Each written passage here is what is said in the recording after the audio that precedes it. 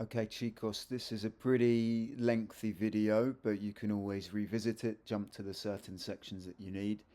And we're going to be covering the object pronouns today in Spanish. Before we get started, I've made a free guide for you, which you can download in the comments and the link below. So I'm going to say that before. Make sure you download that. That's something you can always refer to. It covers the content that we will talk about in today's lecture. And this can trip up a lot of people. It's very complicated to understand. I still make mistakes with it. It doesn't matter.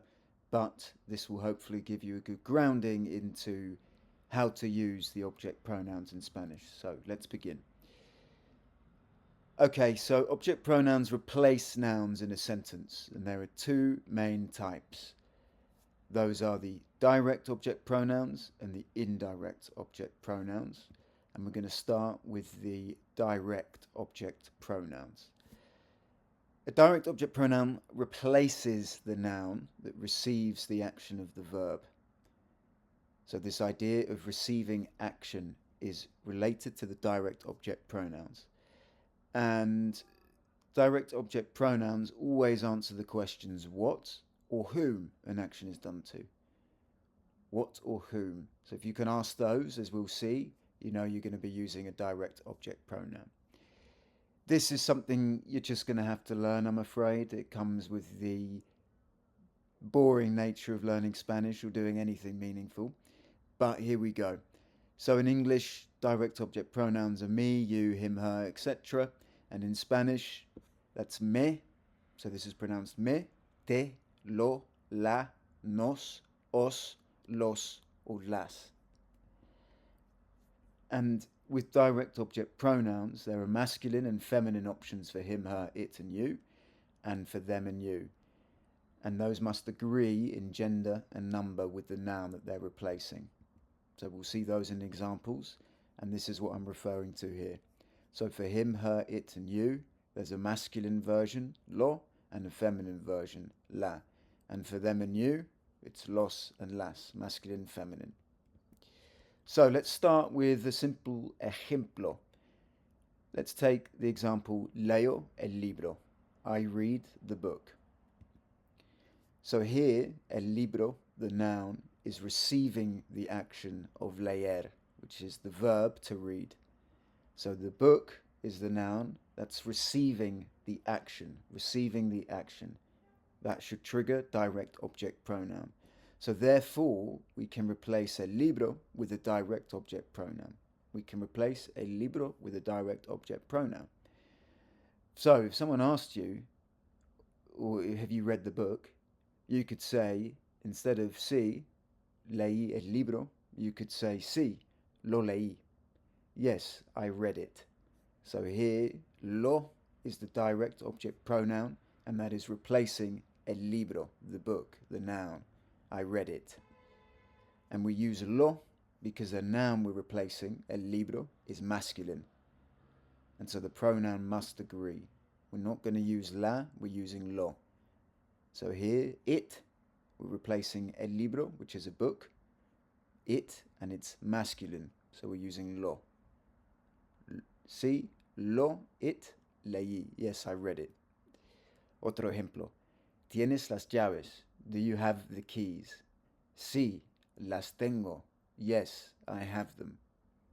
Las replaces las llaves, the keys. Those are the receiving end of the verb to have. Do you have them? They're receiving it. So you can replace las llaves with a direct object pronoun. And because we're saying them in English, we're going to replace it with las because they're feminine. Okay? So las is them, and it's replacing the noun las llaves. So them, do you have them? And las llaves, feminine, so we're going to use las.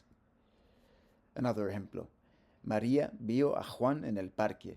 María saw Juan in the park. So if a friend later tells Juan that Maria saw him, so they're speaking to Juan, they'd say, María te vio en el parque.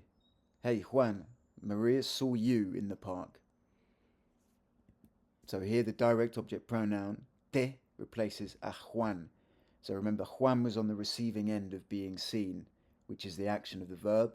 So he's a direct object pronoun, can replace that. And here we're going to use te. Ojo, chicos. Ojo in Spanish literally means eye, but it means watch out, look out, be careful. So ojo, direct object pronouns normally come before the verb in Spanish. They normally come before the verb in Spanish. And finally, with the direct object pronoun section, I want to touch upon one thing that you might hear and come across, which is called leísmo. And leísmo refers to the tendency, mainly in Spain, in España, to use le instead of lo when referring to him. So you're going to notice the le here, leísmo. That's a tendency to use le instead of lo when referring to him. So in Spain, instead of saying lo vi ayer, I saw him yesterday, they would say le vi ayer, I saw him yesterday. Le vi ayer. And this is something you'll just get used to as you expose yourself out there. Okay, but it's very important to be aware about. However, this only applies to him and never her. So for her, you're going to still use la. La vi ayer, I saw her yesterday. Or le vi ayer, I saw him yesterday. Number 2, damn. This should say 2 on it. That's embarrassing. But make mistakes, it doesn't matter. Indirect object pronouns.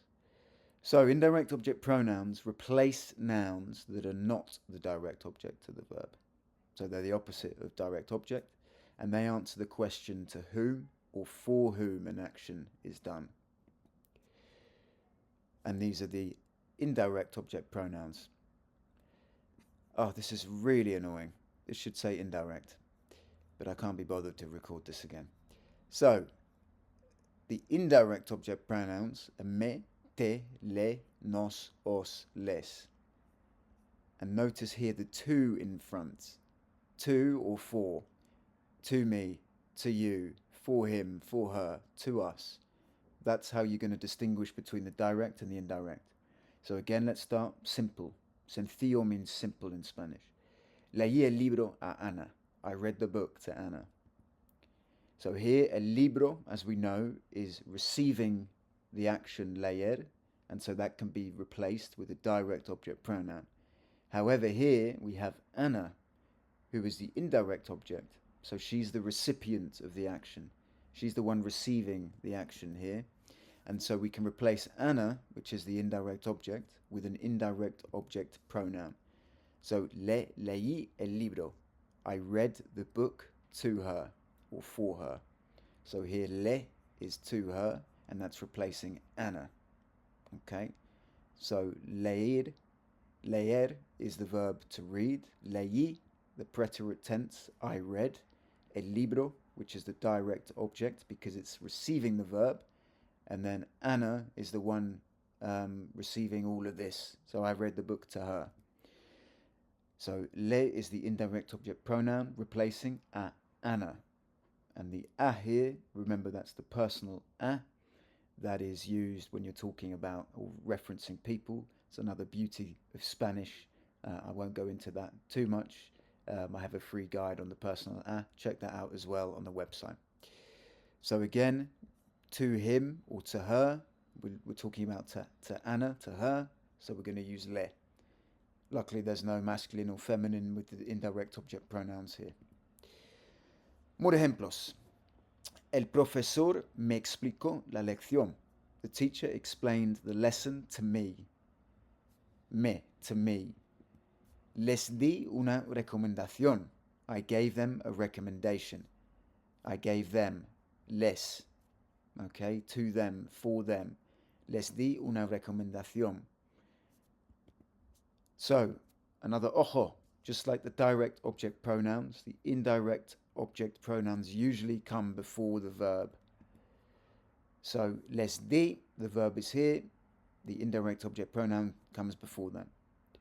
Right, now let's look at direct and indirect object pronouns in the same sentence, because this can happen. So take a deep breath, because this is where it gets tricky, chicos. So let's revisit our earlier example here. I read the book to Anna. I read the book to Anna. We know the book is the direct object. It's the receiving the action of the verb. And to Anna is the indirect object, the recipient of the book being read. She's the receiver of the whole thing. So we can replace both of them with pronouns, which in English is I read it to her. I read it to her. It is the direct object pronoun. That's replacing el libro. And to her is the indirect object pronoun. That's replacing a Anna. And at first glance, if you're going off the tables, you might translate it to le, to her, lo, it, as in el libro, leí, I read it to her. But that sounds off, and that's because it is. And this is one of those things as you expose yourself to more of the language, sometimes you'll say stuff or you'll hear things and it just doesn't quite feel right, it doesn't quite click, and trust your instinct on that one. And so actually a rule we need to learn here when both direct object and indirect object pronouns are used in the same sentence is that when le or les appear before a direct object pronoun, they change to se. So when le or les appear before a direct object pronoun, they change to se. So se lo leí, I read it to her. Se lo leí. Leí, I read, lo, it, to her. So it's not going to be le lo leí, it's se lo leí. Se lo leí. And here, because we know the context, we know it's to Anna, we know se is referring to her. But if you just saw this by itself, se lo leí, that could be I read it to him or I read it to her. It's both of those things. You got to know the context here. So, dieron, they gave, preterite tense, el libro a mí, they gave the book to me. Me lo dieron, they gave it to me. Lo is the direct object pronoun replacing the book.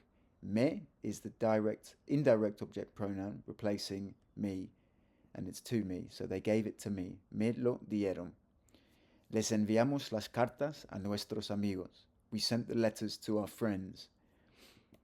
Se las enviamos. We sent them to them. We sent them to them. So it's not going to be les las enviamos because that sounds weird. And remember, when le or les appear alongside the direct object pronoun, it changes to se. So we sent them to them.